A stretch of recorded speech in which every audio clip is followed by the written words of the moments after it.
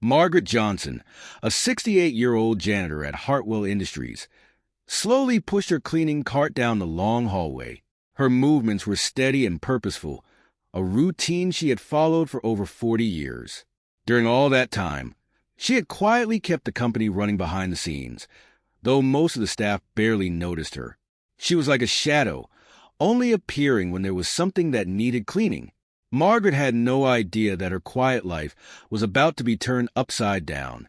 An unexpected encounter was on the horizon, one that would shake her normal day and reveal the dark side of the company's culture. This moment would not only humiliate her, but also spark a change that would ripple through the company in ways no one could have predicted. As Margaret continued on her way toward the executive wing, her thoughts shifted to her grandchildren. The weight of responsibility bore down heavily on her. She never expected to be raising 3 young children at her age. Losing her daughter 2 years ago had left a deep hole in her heart, and now she had to take care of her daughter's kids. Every pain in her knees, every ache in her back reminded her of why she couldn't quit her job. Despite her doctor's repeated warnings, retirement was simply not an option. "Good morning, Mrs. Johnson," a gentle voice called out, snapping her out of her thoughts. Margaret looked up to see James Anderson, a young accountant, smiling kindly at her. Unlike most of the employees who barely noticed her, James always took a moment to greet her warmly. "Good morning, Mr. Anderson," Margaret replied with a tired but sincere smile. "How are you today?" "I'm doing well, thank you. And how about you? How are the grandkids?" James asked, his tone friendly and caring. Margaret's face brightened, a small smile breaking through her exhaustion. "They're growing fast, keeping me busy, that's for sure." James nodded with understanding, his eyes showing genuine concern. "I'm sure they're lucky to have you. You're doing an amazing job, Mrs. Johnson."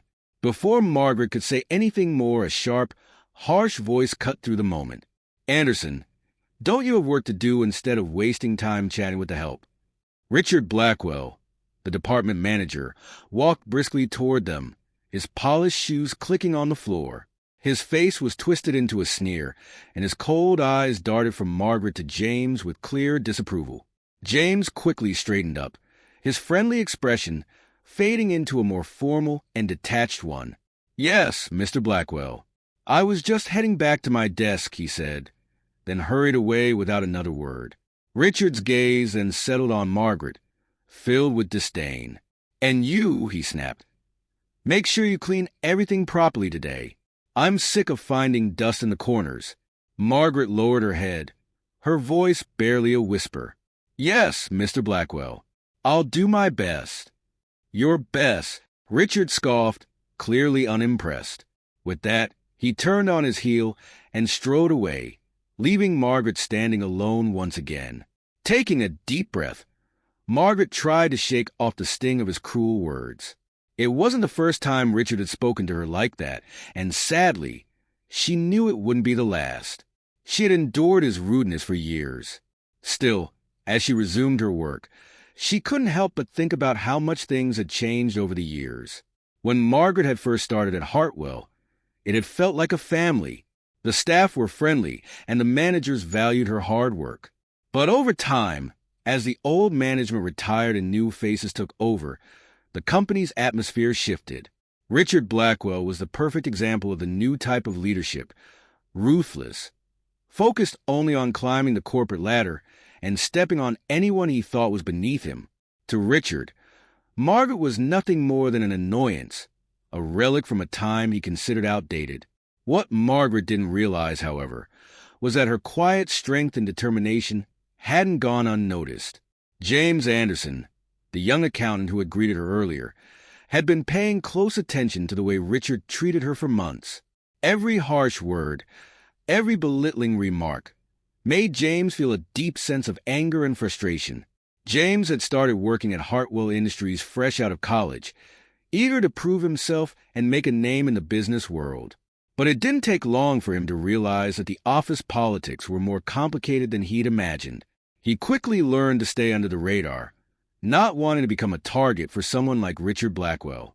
Richard had a reputation for treating people poorly, especially those from minority backgrounds or in lower-level positions, and everyone in the office knew to avoid his wrath.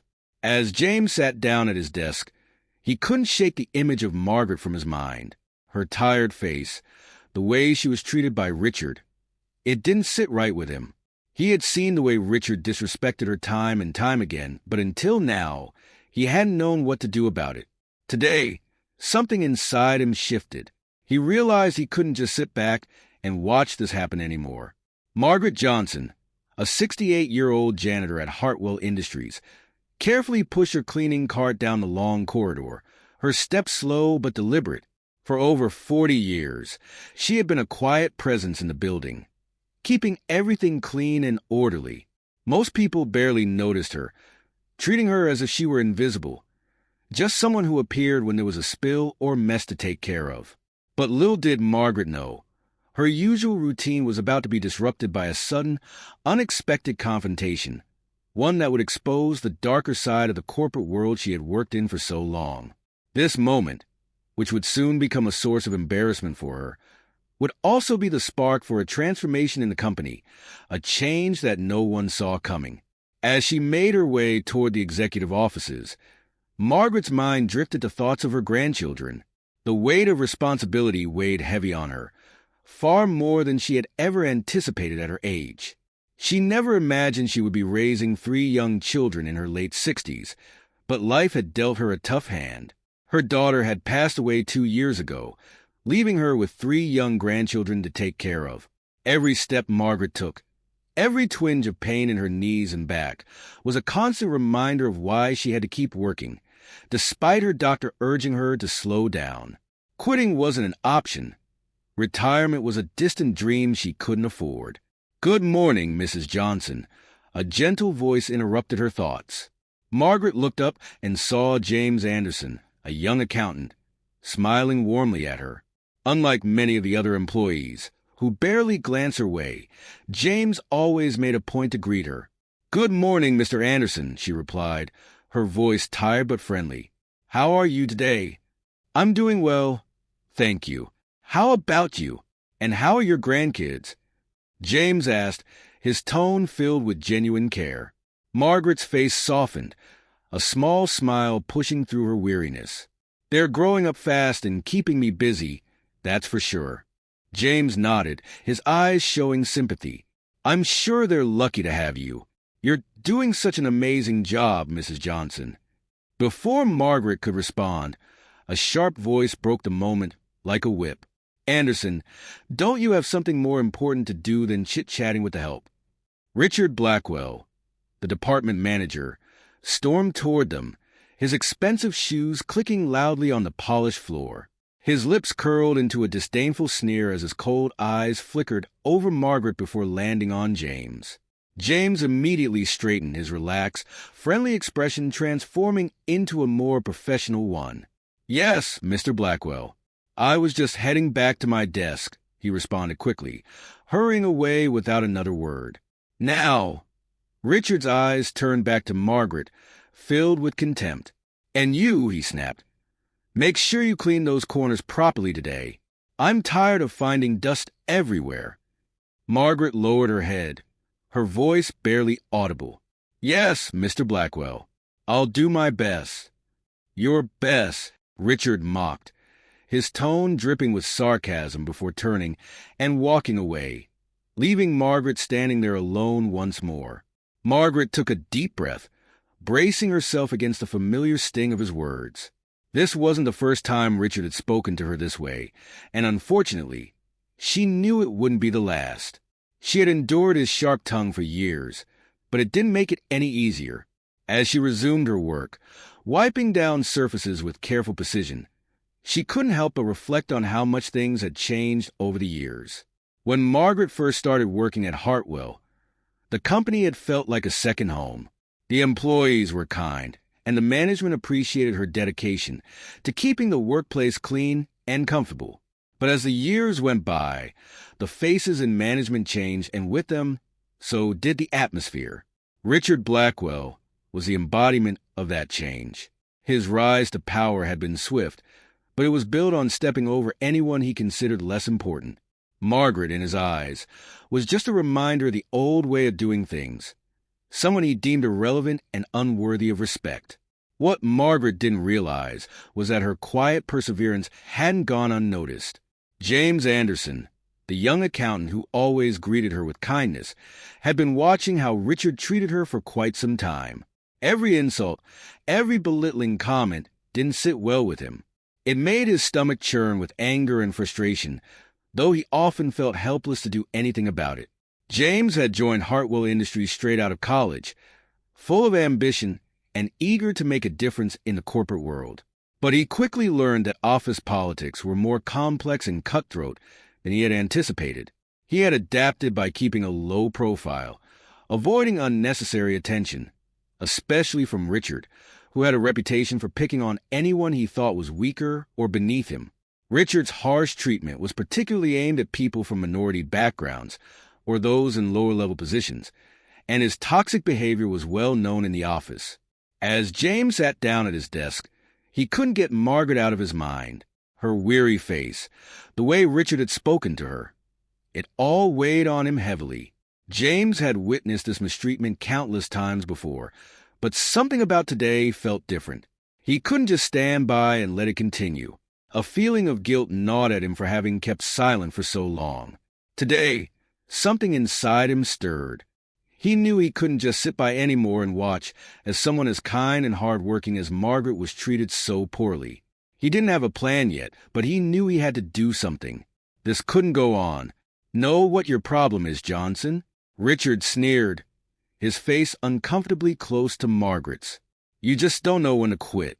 You're either too dumb or too stubborn to understand that you're not wanted here. Your kind doesn't belong in a workplace like this." The racial undertones in Richard's words were impossible to ignore. James, hiding in one of the bathroom stalls, felt a wave of nausea hit him. His chest tightened with anger and disgust. Every fiber of his being wanted to leap out and confront Richard, to stand up for Margaret, but fear held him frozen in place. His mind raced with thoughts of the possible repercussions. Losing his job, being blacklisted in the industry, not being able to support his family. He felt trapped, paralyzed by the fear of the unknown. Margaret, her voice shaking but trying to hold her ground, spoke quietly. "Mr. Blackwell, I've always done my job to the best of my ability. I've never given anyone reason to complain about my work." Richard's eyes blazed with cruel satisfaction. "Your ability? Let me tell you something about your ability, you old crow," he spat. "Your best isn't good enough. It never was, and it never will be. You're a disgrace to this company. Every day I see you is a reminder of how far we still need to go to get rid of the deadweight." With one final venomous glare, Richard turned and stormed out of the bathroom, leaving Margaret standing there, stunned and shaken. She thought she was alone, but she wasn't. As soon as the door slammed shut behind Richard, the strength Margaret had been clinging to crumbled. She leaned against the cold wall, slid slowly to the floor, and began to sob softly. Each cry was muffled, but to James, still hidden in the stall, the sound was like a punch to the gut. His heart ached at the raw pain in her sobs, and he felt an overwhelming sense of guilt. He wanted to come out, to comfort her, to tell her that she didn't deserve any of the cruelty Richard had dished out. But the fear of being discovered, of facing the consequences, kept him frozen. What felt like an eternity passed as James remained silent, listening to Margaret's sobs gradually fade. Eventually, he heard the soft rustling of her movements, the familiar squeak of her mop bucket's wheels, and finally the gentle click of the bathroom door as she left. Only then did James step out of the stall, his face pale and his hands trembling.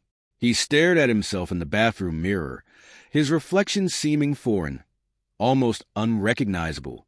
He looked smaller, weaker, diminished by his failure to stand up for what was right. Splashing cold water on his face, he tried to shake off the overwhelming guilt that clung to him, heavy like a suffocating blanket. "I should have said something," he whispered to his reflection, his voice barely audible. "I should have stood up to Richard. What kind of person am I?" But deep down, Even as he scolded himself, James knew that he would probably do the same thing tomorrow. He would see Margaret in the hallway, maybe offer her a smile or a few kind words, but nothing would change. He would still be silent, still too scared to act, and Margaret would still be subjected to Richard's cruelty. The thought left James feeling hollow, an emptiness gnawing at his insides. As he left the bathroom, he made a quiet vow to himself. He would be kinder to Margaret. He would find small ways to show her that not everyone in the company shared Richard's views. It wasn't enough, he knew that, but it was all he felt capable of doing for now. Little did James know, this encounter would be just the beginning of a series of events that would push him to confront his own inaction.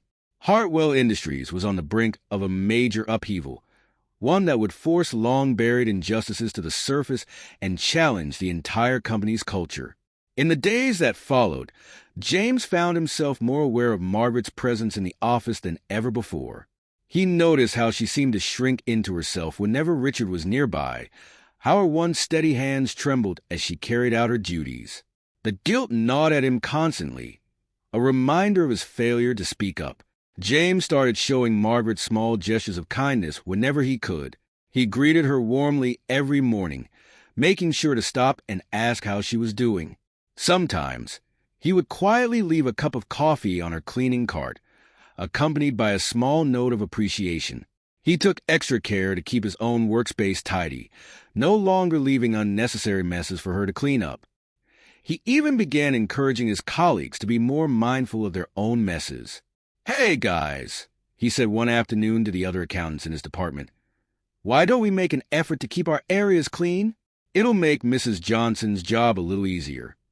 Some of his co-workers agreed without hesitation, appreciating the suggestion, while others grumbled, complaining that cleaning wasn't their responsibility. But James persisted, gently pushing the idea, hoping that even these small actions could make a difference. In his mind, it was the least he could do. Margaret started to notice the shift. At first, she didn't understand why James was being so kind to her, why he was suddenly so attentive. But slowly, she realized that his small gestures were his way of showing support, a quiet acknowledgement of the respect she deserved. The change, though subtle, didn't go unnoticed, and it brought a small, much-needed ray of light into Margaret's otherwise difficult days. James's small gestures of kindness, along with the subtle shift in some of the other employees' attitudes, didn't completely heal the pain caused by Richard's constant belittling. But for Margaret, it offered a faint glimmer of hope, something to hold on to in her otherwise challenging days. It wasn't much, but it was enough to remind her that not everyone shared Richard's cruelty. One evening, as Margaret finished her shift, she was surprised to find James standing by her cleaning cart. His expression was gentle, and his voice carried a softness that Margaret hadn't heard from anyone in a long time. "Mrs. Johnson," he began, his tone low and sincere, "I just want to thank you for everything you do around here. I know it's not always easy, but please remember that your work is appreciated." Margaret's eyes filled with tears, deeply touched by his words. She blinked rapidly, trying to hold them back. "Thank you, Mr. Anderson," she said, her voice thick with emotion. "That means more to me than you could ever know." As James watched Margaret walk away that evening, he felt a swirl of warmth and shame. He was glad he had brightened her day, but the memory of Richard's tirade in the bathroom still haunted him. He couldn't shake the feeling that he should have done more, that his silence had made him complicit in Margaret's suffering. Meanwhile, Richard Blackwell's reign of terror showed no signs of slowing. If anything, his treatment of Margaret and other minority employees seemed to worsen with time. It was as if he could sense the small acts of kindness being shown to them and felt the need to counter it with even more cruelty. His verbal attacks became sharper, his disdain more blatant. James wasn't the only one who noticed this shift. A quiet network of whispers began to form among the staff, as employees exchanged stories of Richard's abuse and tried to find ways to support one another. But despite the growing discontent, fear kept most from taking any real action. Richard's position within the company felt unshakable, his influence too deeply entrenched to challenge openly. Weeks passed, and the tension in the office continued to build. Margaret, though uplifted by the small gestures from James and a few others, was struggling more than ever. The relentless stress of Richard's harassment, combined with her physical exhaustion and the constant worry for her grandchildren, was beginning to wear her down. One morning, as Margaret pushed her cart down the hall, she felt unusually lightheaded. The fluorescent lights overhead seemed to flicker too brightly, and the constant hum of the office grew deafening. She paused, leaning against the wall to steady herself, trying to catch her breath. Just then, James walked by with a stack of reports in his arms. Seeing Margaret's discomfort, he immediately rushed over. "Mrs. Johnson, are you okay?" he asked, his voice filled with concern. Margaret tried to smile, to reassure him that she was fine, but before she could respond, the room seemed to spin around her. Her vision blurred, and before James could react, she collapsed to the floor, her body limp. "Mrs. Johnson!" James cried, dropping his papers and rushing to her side. "Somebody call an ambulance." His voice echoed through the office, sparking a wave of panic. Chaos erupted as employees gathered around, some rushing to help, while others simply stood by, gawking in shock. Richard Blackwell appeared in the doorway of his office, his face twisted with annoyance. He pushed through the crowd, his tone sharp and uncaring. "What's all this commotion?" he snapped.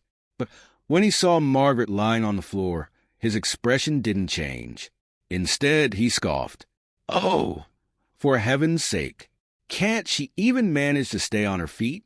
This is exactly why we need younger, more capable staff around here." James, kneeling beside Margaret, looked up at Richard in disbelief. "Mr. Blackwell, she needs medical attention. This is serious," he said, trying to keep his voice calm despite the anger boiling inside him. Richard waved a dismissive hand. Fine. Someone call an ambulance. But make sure they know she's not to come back until she's fully fit for work. We're not running a charity or a nursing home here."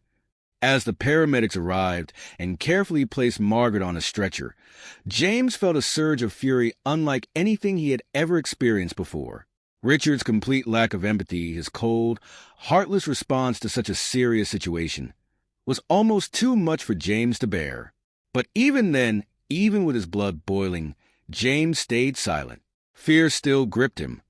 The fear of losing his job, the fear of ruining his career. He watched helplessly as the ambulance doors closed and Margaret was driven away. Back at his desk, James's mind was spinning, filled with guilt, anger, and a growing sense of helplessness. He had failed Margaret once again. The weight of it settled in his chest, a constant reminder of his inability to stand up to Richard. Margaret's collapse sent shockwaves through the office. Employees gathered in hushed conversations, sharing their concerns about her condition and the way Richard had responded. Many worried about their own job security, especially in light of Richard's callous remarks. The office buzzed with a mixture of sympathy for Margaret and fear of what might happen next. James found himself at the center of these conversations, as he had been the first to notice Margaret's distress. His co-workers bombarded him with questions, wanting to know exactly what had happened. "Is it true that Blackwell just stood there and didn't even try to help?" one of his colleagues asked during a tense break. James, though still shaken, nodded slowly. "Yeah," he said quietly. "That's exactly what happened." "Problem at all," the stranger said, his tone friendly and approachable. "I'm just getting a feel for the place." James nodded, slightly puzzled by the man's casual demeanor. "Are you new here?" he asked, trying to place the unfamiliar face. The man smiled again, this time with a hint of amusement. "You could say that. I'm Harrison, the new CEO." James's heart skipped a beat. This was Mr. Harrison? He had expected someone more formal, someone who exuded the same cold authority as Richard Blackwell. But this man seemed completely different. James quickly recovered from his shock and extended his hand. "James Anderson. I work in accounting. Welcome to Hartwell." "Thank you, James," Mr. Harrison said, shaking his hand firmly. "I've heard a lot about this place, and I'm looking forward to seeing how things work here." James couldn't help but feel a sliver of hope rise in his chest. There was something about Mr. Harrison's easygoing manner that felt different, like maybe real change was possible. "Well, I hope you like what you see," James said, still feeling a bit thrown off by the encounter. As Mr. Harrison walked away, James watched him with growing curiosity. Maybe this was the fresh start the company needed. Maybe, just maybe, Mr. Harrison would be the one to finally address the toxic environment that had been festering under Richard's leadership. The rest of the day passed slowly. The office buzzed with rumors and speculations about the new CEO. Some employees were excited, others wary, but everyone was waiting to see what Mr. Harrison would do. James, on the other hand, couldn't stop thinking about his brief interaction with the man. Could this be the opportunity to bring up what had happened to Margaret? The next morning, James arrived at work early again, determined to keep an eye on how things were unfolding. As he sat at his desk, he overheard snippets of conversation from around the office. People were talking about Mr. Harrison's meetings with the department heads, speculating on what kind of changes he might implement. At 10 a.m., an email popped up in everyone's inbox. It was a company-wide message from Mr. Harrison, announcing a mandatory meeting at 11 a.m. in the conference room. James's pulse quickened. This could be it. The moment everything changed. When 11 a.m. rolled around, the entire office gathered in the large conference room. James took a seat toward the back, scanning the room for Richard, who was sitting near the front, looking irritated as ever. Mr. Harrison entered the room, still dressed casually, but his demeanor was more serious than before. He walked to the front of the room and addressed the staff. "Good morning, everyone," Mr. Harrison began. "I wanted to take a moment to introduce myself and let you know what you can expect going forward. I've spent the past few days getting to know the company, speaking with your department heads, and I've learned a lot. There are many great things about Hartwell Industries, but there are also areas that need improvement. My goal is to build a more supportive and inclusive work environment where every employee feels valued and respected." James felt a surge of optimism. This was exactly what he had been hoping to hear. He glanced at Richard, whose face had turned an unhealthy shade of red. It was clear that Richard wasn't pleased with the direction this was going. Mr. Harrison continued, "I've heard concerns about the way some employees are treated here, and I want to be very clear. This kind of behavior will not be tolerated under my leadership. Every employee, no matter their role, contributes to the success of this company, and they deserve to be treated with dignity." The room was dead silent. James felt his heart pounding in his chest. Was Mr. Harrison talking about Margaret? Was he finally addressing the toxic culture that had been allowed to thrive for too long? "I'll be making some changes in the coming weeks," Mr. Harrison said, "and I want to hear from you all. My door is always open, and I encourage anyone who has concerns or ideas for improvement to come speak with me." With that, the meeting ended, and people began filing out of the conference room, whispering to one another about what had just been said. James stayed in his seat for a moment, trying to process everything. This was the opportunity he had been waiting for. But could he find the courage to speak up? As he stood to leave, he found himself face to face with Mr. Harrison once again. "James, right?" the CEO said with a friendly nod. "How did you find the meeting?" James hesitated, his mind racing. Should he say something now? Should he bring up Margaret and Richard? His heart pounded in his chest. But before he could stop himself, he spoke. "Actually, Mr. Harrison, there's something I've been meaning to talk to you about," James began, his voice shaking slightly. "It's about the way some employees have been treated here, specifically Mrs. Johnson, the janitor. She's been dealing with a lot of harassment, especially from Richard Blackwell, and it's not right." Mr. Harrison's expression grew serious. "Thank you for bringing this to my attention, James. I appreciate your honesty, and I promise you that I'll look into it." James felt a wave of relief wash over him. He had finally done it. He had spoken up. For the first time, he allowed himself to believe that things could truly change for the better. As the day wore on, rumors continued to swirl, but James knew that he had taken the first step. Whether or not Mr. Harrison could fix everything was still unknown. But for now, There was hope, and that, James thought, was more than they had before. For a moment, as he looked around the room, I understand that this may be a lot to take in, but I want you all to know that my door is always open. If you have concerns, suggestions, or ideas about how we can improve this company, I'm here to listen. The room remained silent, the weight of his words settling over the employees like a blanket. Everyone, including James, sat in stunned silence.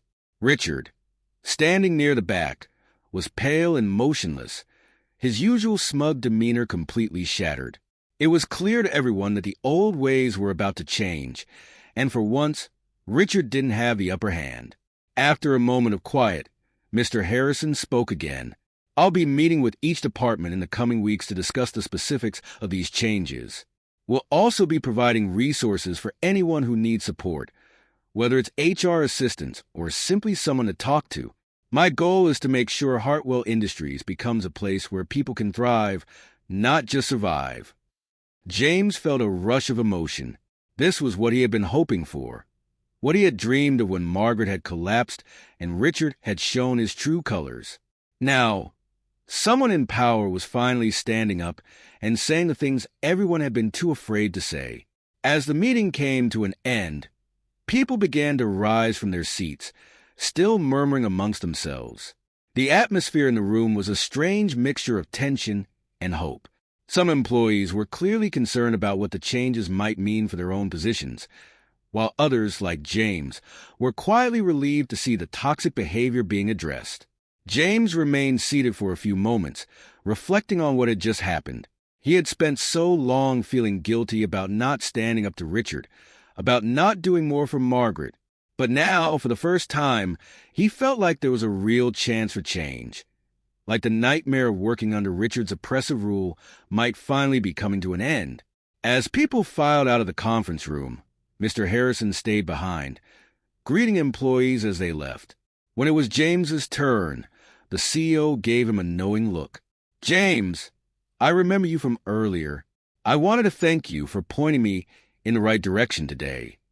James swallowed hard, feeling the weight of what he had almost said earlier, but didn't. Thank you, Mr. Harrison. I didn't realize who you were.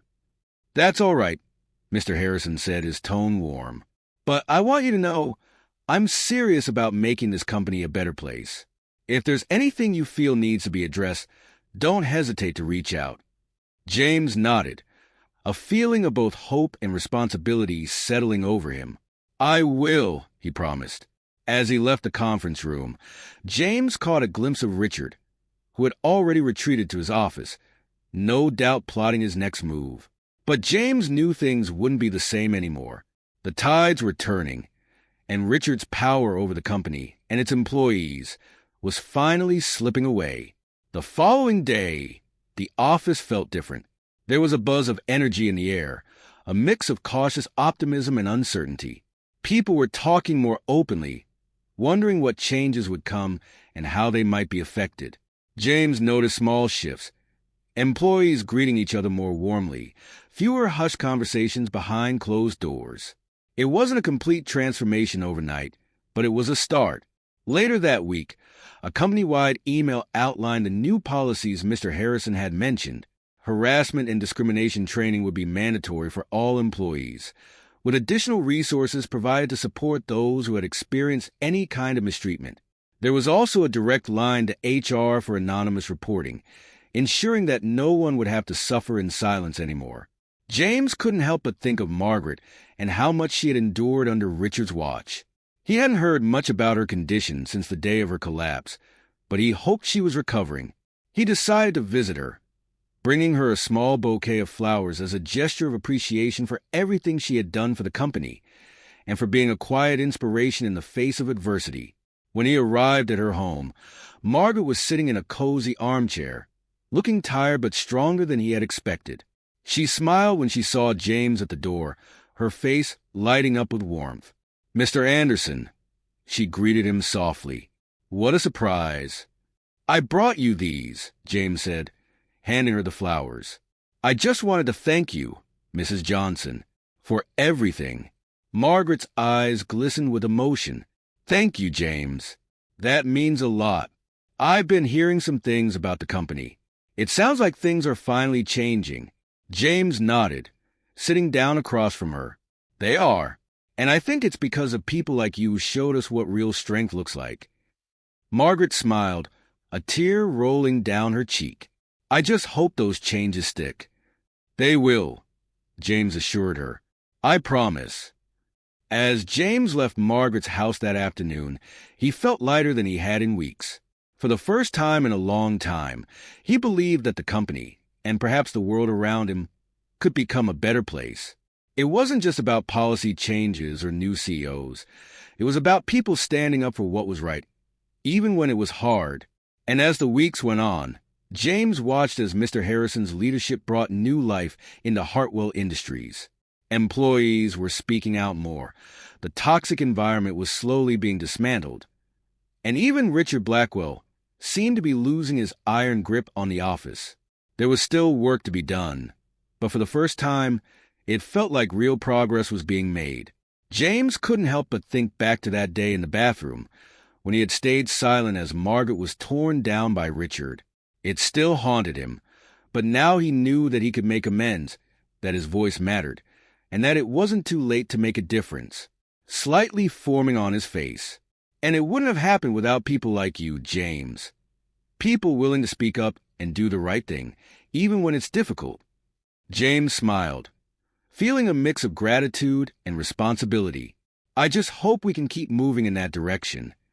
We will, Mr. Harrison said confidently. It's a collective effort, but change always starts with a few brave voices. You've been one of those voices, and now it's time to build on that. As they left the hospital, James couldn't help but feel a deep sense of relief. For the first time in months, he felt lighter, like the burden of silence had finally been lifted from his shoulders. He thought about Margaret, how much she had endured, and how her quiet resilience had sparked a transformation in the company. In the following weeks, Hartwell Industries continued its journey of transformation.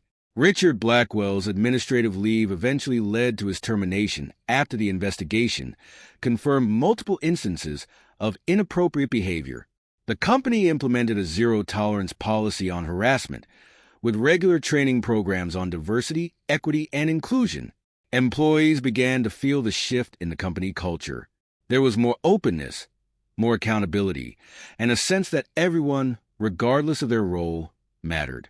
James noticed that people like Margaret, who had long been overlooked, were now being treated with the respect and dignity they deserved. He no longer felt the same helplessness that had once paralyzed him. Instead, he was part of something bigger, something that was finally moving in the right direction. As time passed, James frequently checked in on Margaret, who was enjoying her well-deserved retirement with her grandchildren. Each time he visited, she seemed happier, more at peace, knowing that her decades of hard work had not gone unnoticed. One afternoon, James received a letter from Margaret. In it, she thanked him for everything he had done, not just for her, but for standing up for what was right. She wrote about the peace she now felt, knowing her grandchildren would be provided for, and how grateful she was for the kindness and respect she had finally received. James read the letter with a lump in his throat. It was a reminder that sometimes the smallest actions, like offering a kind word or finally speaking up, could make the biggest difference. And as he put the letter away, James knew that while there was still much work to be done at Hartwell Industries, the company was on a better path, and he had played a part in that change. It wasn't just about changing policies. It was about creating a culture where everyone was seen, heard, and valued. For the first time, James felt proud, not just of the work he did, but of the workplace he was helping to shape. And he knew that if ever faced with a situation like Margaret's again, he wouldn't hesitate. The fear was gone, replaced by the courage to stand up for what was right. Margaret smiled, her face glowing with contentment. Retirement has been a blessing. I'm spending more time with my grandchildren, and I've even taken up gardening. Life feels lighter now, and I'm grateful for that. But, she added with a playful twinkle in her eye, I have to admit, I miss the hustle and bustle of this place every now and then. James smiled warmly, genuinely happy for her. We miss you too, Margaret. The place just isn't the same without you. Margaret leaned forward slightly, her expression turning thoughtful. I've been following the changes you and Mr. Harrison have been making. It's remarkable how much the company has shifted in such a short time. I'm proud of you, James. I always knew you had it in you to make a difference. James's heart swelled with emotion. Thank you, Margaret. That means more to me than you know. We're trying to make sure no one ever has to go through what you did. Margaret smiled softly. And you're succeeding. People talk, you know. The employees here feel safer, more respected. That's not something you see in every workplace. It's because of people like you who care enough to make a change. James felt a lump in his throat but nodded, appreciating her words more than he could express. I'm just trying to do my part, but it's been a team effort. Without Mr. Harrison's leadership and the support of the staff, none of this would have been possible. Margaret looked at him with admiration. You're too humble, James. Don't sell yourself short.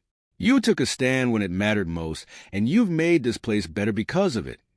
James smiled, feeling more confident in his role than ever before. Thank you, Margaret. I guess I just never realized how much one person could do until I saw the impact. Margaret nodded. Well, you're proof of that now. And don't forget, you've inspired others too. People are noticing the changes, and they're stepping up to make sure the progress continues. The two shared a moment of comfortable silence, reflecting on how far they had come since those difficult days when the office had been plagued by fear and Richard's toxic leadership. After a few more minutes of catching up, Margaret stood to leave. I should be going, but I wanted to come by and see for myself how things were going, and I'm glad I did. James stood as well, walking her to the door. Thank you for visiting, Margaret. It means a lot that you came by. Margaret smiled warmly as she turned to face him one last time. Keep doing what you're doing, James. You're making a difference, more than you know. As she walked out of his office, James felt a deep sense of fulfillment. Margaret's visit had reminded him of why he took the job in the first place, and why the work they were doing mattered so much. In the months that followed, Hartwell Industries continued to evolve. James's employee relations department became a model for other companies in the industry, and Mr. Harrison's leadership set a new standard for corporate responsibility and inclusivity. The transformation was more than just policy changes. It was a cultural shift, one that empowered employees to speak up, to support one another, and to take pride in the work they did.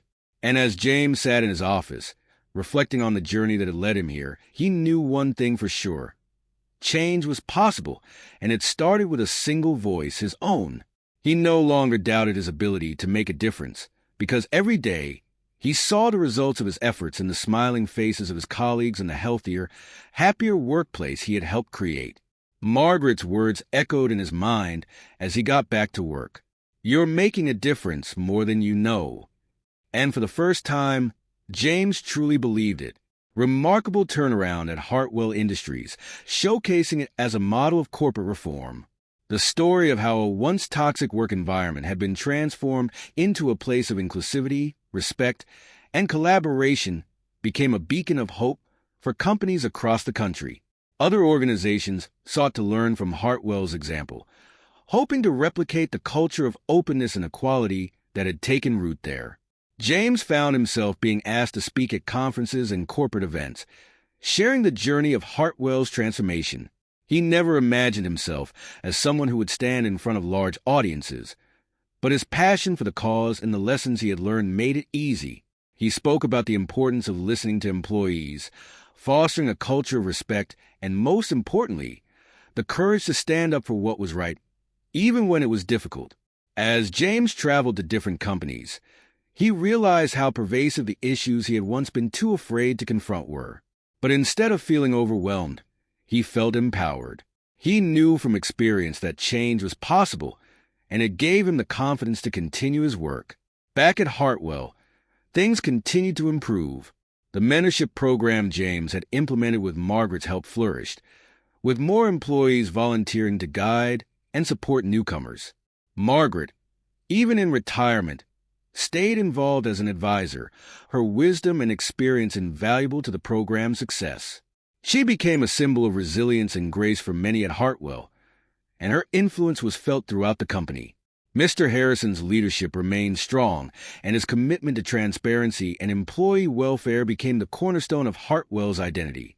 Under his guidance, the company not only thrived internally but also grew externally, attracting clients and partners who valued the ethical culture Hartwell was cultivating.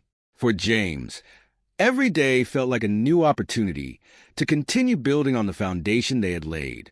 He knew the work was never truly done, and there would always be new challenges to face. But he also knew he wasn't facing them alone. Hartwell had become more than just a company. It was a community, united by shared values and a collective determination to do better. As the months turned into years, the story of Hartwell Industries became one of corporate legend. Books were written about the transformation, and students in business schools studied it as a case in leadership and moral responsibility. What had started as a single voice speaking out had grown into a movement that reshaped not only Hartwell, but inspired change across industries. For James, there was no greater satisfaction than knowing that the legacy of their efforts would continue long after he had left the company. And every time he walked into the office, greeted by smiling faces and genuine camaraderie, he was reminded of how far they had come and how much more they could achieve together. As he sat in his office one quiet afternoon, reflecting on the journey, James knew one thing for certain. Standing up for what's right, no matter how difficult, is always worth it. And Hartwell Industries, once a symbol of everything wrong in corporate culture, had become a shining example of what happens when people find the courage to change. Procedures that had been implemented at Hartwell Industries, but also in the courage she had inspired in others, like her granddaughter Aisha. James couldn't help but feel a profound sense of gratitude and responsibility.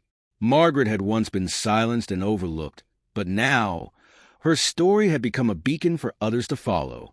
As he sat there reflecting, James realized that this was exactly what he and Mr. Harrison had hoped to achieve all those years ago, creating a workplace where people felt safe to voice their concerns, no matter how small or subtle the issues might seem. Aisha's decision to speak up reminded him that the fight for a truly inclusive and respectful workplace was ongoing. It wasn't just about the big moments of confrontation or sweeping reforms, but about the everyday vigilance needed to maintain the values they had worked so hard to establish. Later that day, James met with Mr. Harrison to discuss Aisha's concerns. As always, Mr. Harrison listened carefully, his expression serious yet supportive.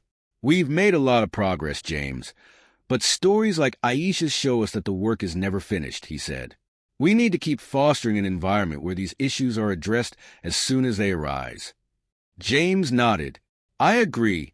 It's a reminder that no matter how far we've come, there will always be more to do." Together, they strategized how to address the subtle biases Aisha had brought up. They agreed to organize another round of diversity and inclusion training, this time with a focus on identifying and eliminating microaggressions. They also decided to enhance their mentorship program, ensuring that employees at every level had access to guidance and support from senior staff who shared Hartwell's values of respect and inclusivity. As the weeks passed, these new initiatives took hold, and the culture at Hartwell Industries continued to strengthen. Employees were more engaged, more collaborative, and more willing to speak up when something didn't feel right. Aisha, like her grandmother before her, became an integral part of the Hartwell community, and James saw in her the same quiet strength and determination that had once defined Margaret. The transformation of Hartwell Industries had started with a few brave voices, but it was sustained by the collective efforts of everyone involved. And while there would always be challenges to overcome, James felt confident that the company was now equipped to face them head-on. A few months later, during a company-wide meeting, Mr. Harrison addressed the staff. "When I first came here, I knew we had a lot of work to do, but I never imagined how far we'd come in such a short time," he said, his voice filled with pride. "This company has become a model for others, not just because of the policies we've put in place, but because of the people who have embraced those changes and made them part of our everyday culture. Each of you plays a part in making Hartwell Industries what it is today. James, sitting among his colleagues, couldn't help but smile. He had once been afraid to speak up, paralyzed by the fear of losing his job or facing repercussions. But now, he knew that courage wasn't just about standing up in the big moments. It was about creating an environment where everyone could find their voice, no matter how new or uncertain they might be. As the meeting came to a close, James glanced across the room and saw Aisha sitting near the front, her eyes bright with determination. He knew she would continue her grandmother's legacy, just as he had promised Margaret years ago. The journey of Hartwell Industries was far from over, but with each step, they were proving that change was possible.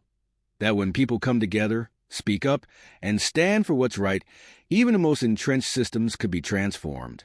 And for James, that was the most important lesson of all. He had found his true purpose.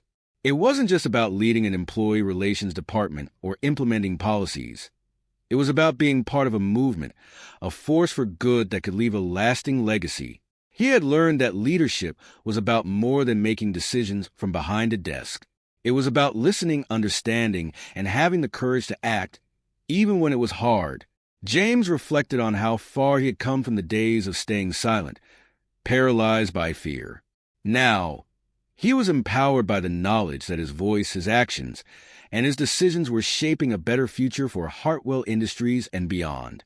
He had not only helped transform a company, but he had also grown into the kind of leader he had once aspired to be, one who stood for something greater than himself.